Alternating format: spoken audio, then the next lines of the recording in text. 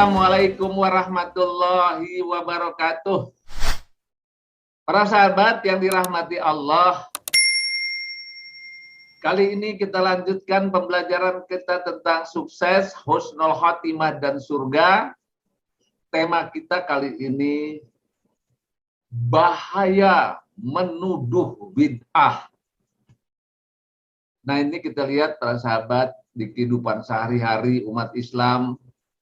Kita menyaksikan di YouTube, kita menyaksikan di debat-debat, kita menyaksikan banyak sekali hal-hal yang negatif tentang istilah bid'ah ini di dalam pandangan masyarakat, terutama umat Islam.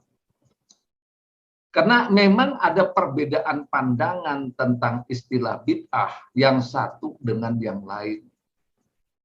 Tentu pandangan ini tidak menjadi masalah sepanjang tidak menimbulkan kebencian, tidak menimbulkan masalah, tidak menimbulkan permusuhan.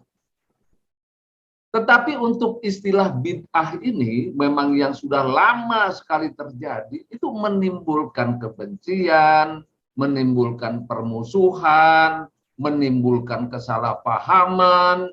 Bahkan di sana sini banyak kata-kata yang tidak nyaman satu dengan yang lain.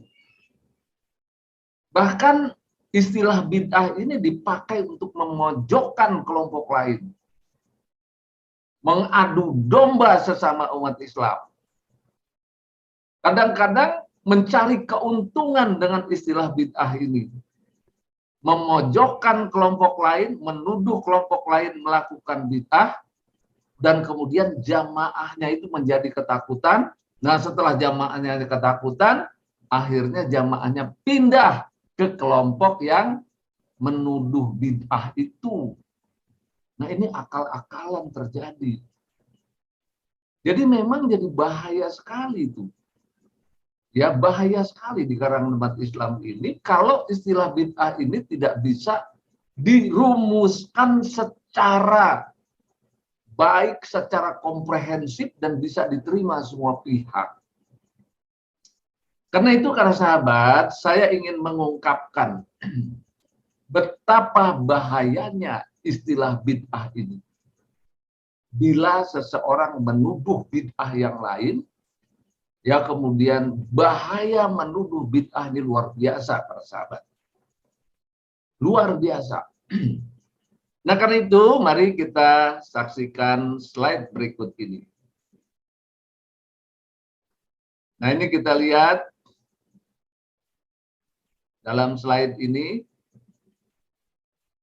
bahaya menuduh bid'ah. Ya, kita lihat bahaya menuduh bid'ah. Bila salah menuduh bid'ah, berarti melakukan fitnah. Nah, ini para sahabat. Karena bid'ah ini kan akhirnya masuk neraka. Bid'ah ini satu perbuatan yang tidak baik, yang akhirnya masuk neraka. Nah, kalau kita salah menuduh perbuatan orang itu tidak baik dan masuk neraka, berarti ada kesalahan. Kita menuduh orang itu salah. Padahal yang dituduh salah itu belum tentu salah. Nah, kita main sembarangan tuduh saja. Nah, ternyata setelah dikaji sedemikian, ternyata tidak bid'ah. Maka orang yang menuduh itu sudah melakukan fitnah. Nah, ini bahayanya. Ya, kalau di istilah hukum ini kan, kalau salah menuduh orang lain, kemudian dia ternyata tidak melakukan perbuatan itu, akhirnya apa? Dia telah melakukan fitnah. Nah, ini bahayanya. Makanya tidak boleh sembarangan dia menuduh kepada orang lain itu bid'ah. Apa bahayanya lagi? Yaitu orang yang dituduh. Orang yang dituduh itu merasa tidak melakukan bid'ah. Ya, tidak melakukan bid'ah, maka mereka akan tersinggung dan marah. Jadi orang yang dituduh itu merasa tidak melakukan bid'ah. Rasanya nggak bid'ah ini. Nah, jadi akibatnya apa? Akibatnya mereka akan tersinggung dan marah. Kalau udah tersinggung yang marah, apa yang terjadi? Permusuhan. Nah, kemudian kenapa kita menuduh bid'ah orang lain? Sedangkan istilah bid'ah dan sebagainya itu belum ada tuh kesepakatan para ulama, belum ada. Kita sembarangan nuduh bid'ah, definisi bid'ah kita tidak tahu, bid'ah itu apa tidak tahu, apa tidak tahu. Kita dan nuduh orang lain masuk neraka, bahwa orang lain zalim dan sebagainya. Padahal belum ada kesepakatan ulama di Indonesia maupun di dunia tentang tafsir atau definisi bid'ah yang baku. Ya, berdasarkan kajian yang komprehensif, belum ada tuh rumusan itu. Ya, yang seluruh ulama seluruh dunia itu berembuk tentang istilah bid'ah itu. Belum ada. Di Indonesia juga belum ada berembuk tentang istilah bid'ah, merumuskan bid'ah itu bagaimana gitu. Belum ada tuh. Makanya terus aja dia saling menuduh bid'ah sebagainya. Yang keempat, banyak ulama yang membuat tafsir atau definisi bid'ah menurut alirannya atau kelompoknya masing-masing yang saling bertentangan satu sama lain. Yang ini bilang bid'ah itu begini, yang ini bilang bid'ah itu begini, yang ini, nah akibatnya yang ini menuduh ini, yang ini menuduh ini. Nah itu dia membuat tafsir sendiri dan akhirnya tafsir itu akal-akalan dia sendiri. Maka akan disanggah oleh kelompok lain. Nah, ini jadi kebencian terus. Nah, istilah bid'ah ini sering dimanfaatkan oleh satu kelompok. Jadi ada satu kelompok pun menggencarkan kemana-mana, yang benar tuh saya, yang paling sunnah tuh saya, yang lain bid'ah. Yang anu bid'ah, yang ini bid'ah, yang ini bid'ah. Tapi tujuannya adalah supaya jamaahnya pindah pada kelompoknya.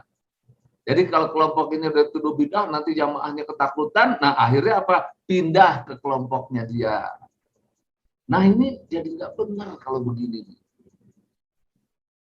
Yang keenam, maka akibatnya dari semua itu, istilah bid'ah dipakai sebagai alat mengadu domba sesama umat Islam.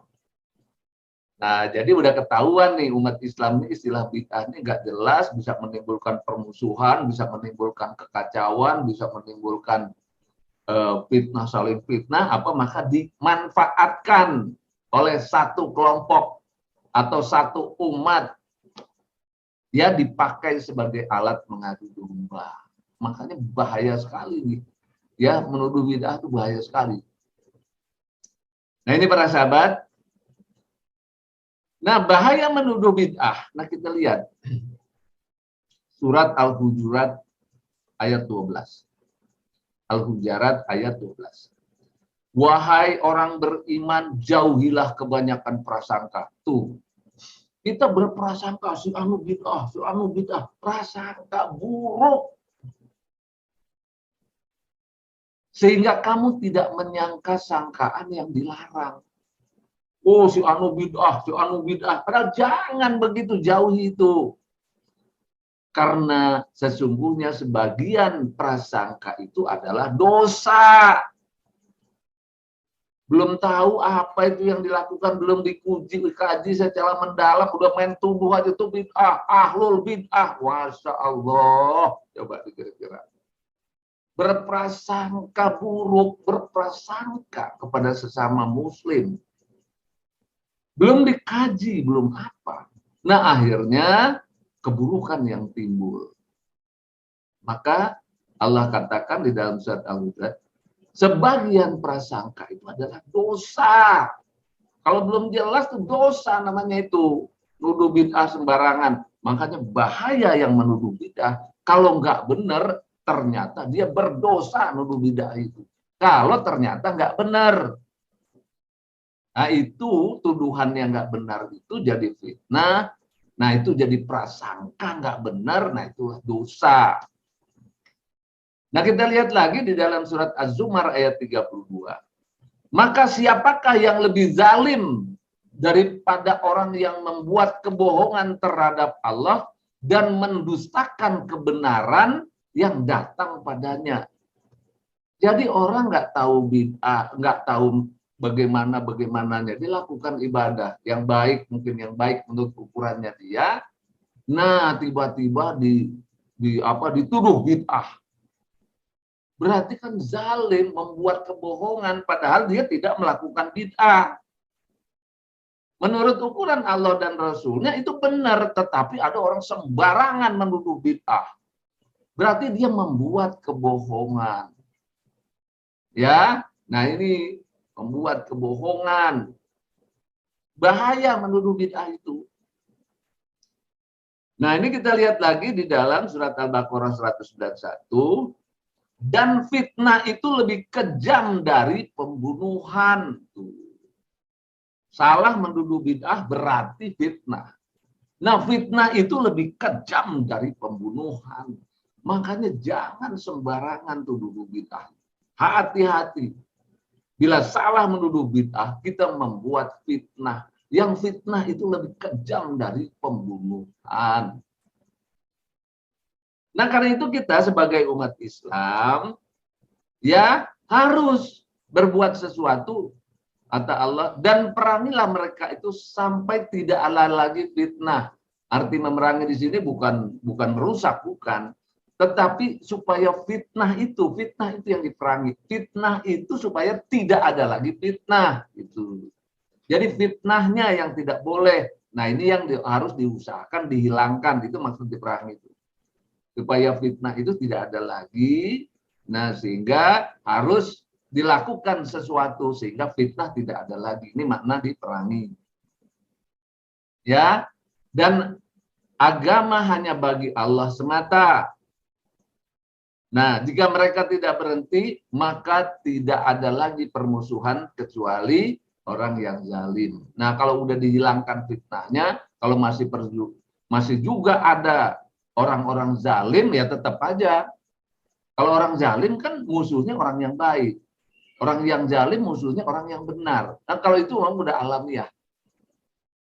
Ya, maka hati-hati para sahabat, bisa jadi kita menuduh bid'ah orang lain, kita berprasangka buruk dia tuh bid'ah, nah akhirnya kita yang berdosa. Ya, bisa jadi kita nuduh bid'ah padahal kita berbohong kepada orang lain. Ya, berbohong, membuat fitnah, membuat kebohongan, sehingga orang lain tersinggung sebagainya. Nah, itu kita yang mendustakan kebenaran. Makanya kita jangan sekali-sekali menuduh bid'ah. Ya, bahaya itu. Makanya hati-hati para sahabat, orang-orang yang menuduh bid'ah, hati-hati.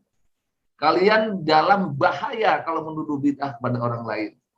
Bisa juga dia lebih kejam dari pembunuhan. Kalau nggak benar ya, kalau nggak benar bahaya. Nah, kemudian kita lihat bagaimana sih awalnya itu tentang istilah bid'ah. Nah, ini istilah inilah yang jadi perdebatan. Semua ulama sepakat bahwa hadis ini benar. Cuman saat mendefinisikan, saat menerangkan, saat menerapkan, saat mendefinisikan, nah ini yang bermasalah. Ini kita lihat, jauhilah oleh kalian para perkara-perkara baru dalam urusan agama, sebab setiap perkara baru adalah bid'ah, setiap bid'ah adalah sesat. Kalau sesat akhirnya masuk neraka. Nah, ini dalil-dalil nih tentang bid'ah. Ini semua sepakat tentang dalil ini.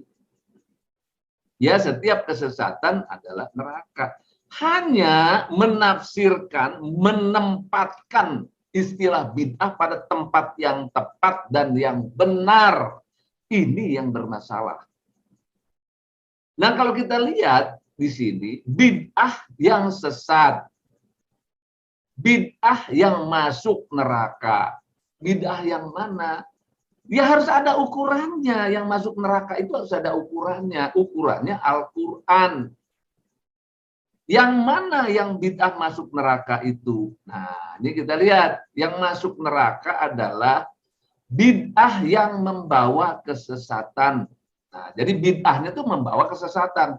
Lihat dulu, dari bid'ahnya itu membawa kesesatan tidak? Bid'ah yang membawa kesesatan ini adalah yang masuk neraka. Bid'ah yang membawa kemusyrikan. Jadi dilihat dulu, sesat apa tidak. Kalau dia sesat, berarti bid'ah yang sesat. Nah, dilihat lagi, ya, yang membawa kemusyrikan.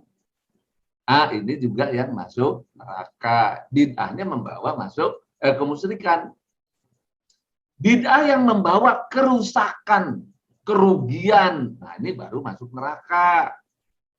Bid'ah yang membawa perpecahan umat, permusuhan, kebencian. Nah, ini bid'ah yang masuk neraka. Bid'ah yang membawa kekafiran, kemunafikan, kefasikan. Nah, ini bid'ah yang masuk neraka. Untuk memastikan bid'ah atau kriteria bid'ah yang masuk neraka, ini harus hati-hati. Harus dikaji secara mendalam dan komprehensif berdasarkan ukuran Al-Quran. Jadi jangan sembarangan ini. Ya, asal ada orang nggak sependapat langsung dia bid'ah. Nggak sama dengan kelompok saya, wah dia bid'ah.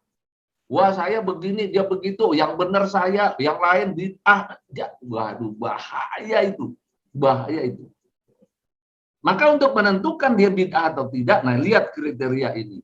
Apakah dia membawa kesesatan, apakah membawa kemusyrikan, apakah membawa kerugian, ya kerusakan, apakah membawa perpecahan umat, permusuhan, kebencian, apakah membawa kekafiran, kemunafikan, kefasikan.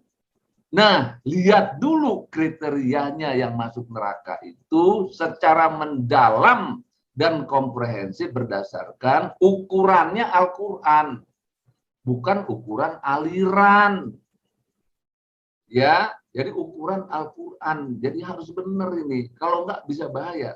Karena bila salah menuduh bid'ah kepada seseorang, apalagi menuduh ahlul bid'ah, maka orang yang menuduh telah membuat fitnah, berdosa masuk neraka. Bisa jadi orang menuduh bid'ah itu bisa berdosa dan masuk neraka. Kalau salah, makanya hati-hati para sahabat, hati-hati. Nah ada juga sebagian orang. Saya lihat ada orang yang sebagian orang itu mendefinisikan kata bid'ah atau menafsirkan kata bid'ah. Ya, bid'ah adalah ibadah yang tidak sesuai sunnah. Ada lagi yang begitu.